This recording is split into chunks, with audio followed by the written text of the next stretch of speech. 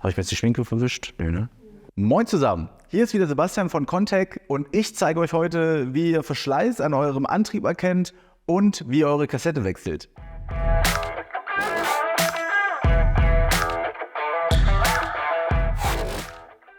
Viele von euch werden das Problem sicherlich kennen.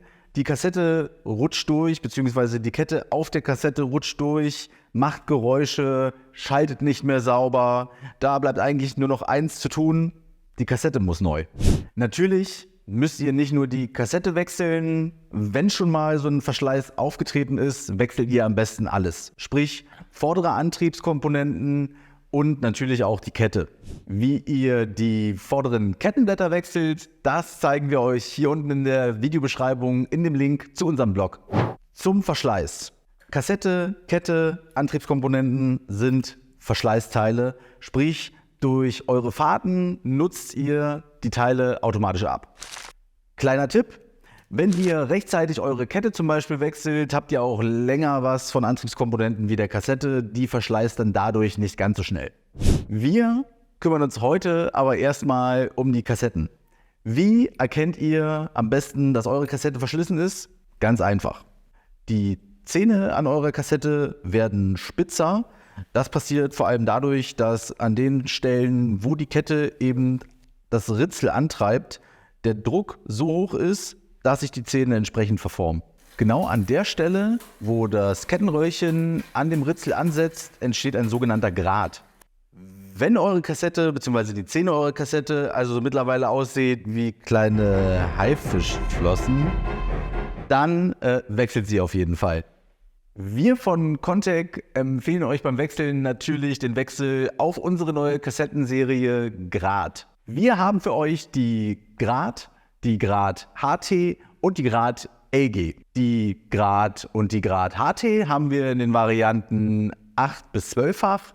Die LG geht von 9 bis 11-fach. Jetzt fragt ihr euch natürlich, was sind denn die Unterschiede zwischen Grat und Grat HT? Die Grat HT besteht komplett aus High-Tensile-Stahl.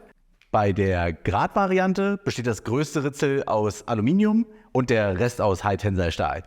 Übrigens, das HT steht in diesem Fall nicht für High-Tensile, sondern für High-Torque. High-Torque, sprich hohe Belastungsgrade, hohe Drehmomente, also ideal für E-Bikes geeignet.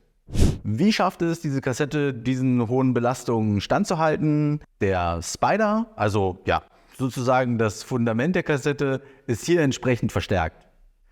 Das ist unsere LG-Variante. Die LG-Variante haben wir entsprechend für das Shimano Link-Glide-System entwickelt. Dafür wurde die Basis der Zähne entsprechend verstärkt. Wichtig hier auf jeden Fall zu beachten ist, dass die Kassette wirklich nur mit Shimano Link-Glide-kompatiblen Komponenten zu betreiben ist. Sprich, ihr braucht dafür auch eine passende 11-fach Kette. Vielleicht etwas verwirrend für den einen oder anderen von euch, aber die 11-fach Kette passt hier auch bei den 9- und 10-fach Kassetten. So, und jetzt wechseln wir den Kumpel mal. Handschuhe an und los geht's. Wir brauchen eine Kettenverschleißlehre, um den Verschleiß zu prüfen, einen Kassettenschlüssel oder Zahnkranzabzieher, eine Kettenpeitsche und Fett.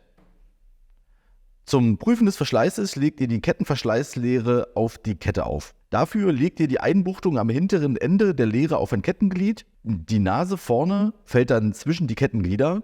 Bleibt sie stecken, kannst du deinen Antrieb noch weiterfahren. Fällt sie durch und liegt komplett auf der Kette auf, solltest du deinen Antrieb wechseln. 75 für Aluritzel, 1.0 für Stahlritzel.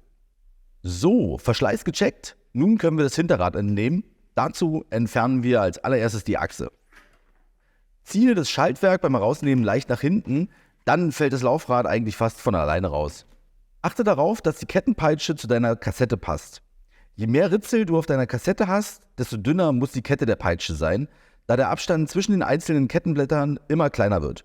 Achso, ich hatte noch falsch rum, ja, okay. Dann kannst du nämlich jetzt hier, drückst du nämlich, wenn du jetzt hier runter drückst, hier dieses Teil halt auch wieder in die Kassette rein, weißt du? Setze nun die Kettenpeitsche und den Zahnkranzabzieher an und löse den Abschlussring gegen den Uhrzeigersinn. Nun kannst du die Kassette ganz einfach vom Freilauf abheben. Mache jetzt den Freilauf gründlich sauber. Kassetten passen nur in einer Position auf den Freilauf. Um diese zu treffen, suchst du die breiteste Nase an der Kassette. Im Freilauf gibt es die passenden Nuten dazu. Bevor du die neue Kassette aufschiebst, macht es Sinn, den Freilauf zu fetten, damit die Verbindung von Kassette und Freilaufkörper immer geschmeidig bleibt und nichts festgammeln kann. Liegt die breiteste Nase in der breitesten Nut, gleitet die Kassette ohne Widerstand auf den Freilauf. Die Drehrichtung und das Anzugsmoment zum Festziehen ist meistens auf dem Abschlussring zu finden. Ziehe den Abschlussring kräftig an, das geht auch leicht mit einem entsprechend eingestellten Drehmomentschlüssel. Kassette fest, Zeit, das Laufrad wieder einzubauen. Dafür ziehst du wieder das Schaltwerk ein wenig zurück, sodass die Kassette schön an der Leiterrolle des Schaltwerks vorbeigleiten kann. Achte auf der anderen Seite aber auch darauf, dass die Bremsscheibe nicht am Bremssattel aneckt. Achse wieder rein, festziehen, Hebel ausrichten und das Hinterrad mit neuer Kassette ist wieder eingebaut. Zum Abschluss ein kleiner Funktionscheck, einmal durchschalten, läuft alles, fertig. Wenn ihr das Ganze doch nicht alleine einbauen wollt oder ihr Fragen habt, sucht ganz einfach euren nächsten Fahrradhändler auf. Ihr findet unten in der Videobeschreibung auch nochmal unsere Händlersuche, da könnt ihr den nächsten Fachhandelspartner von euch finden.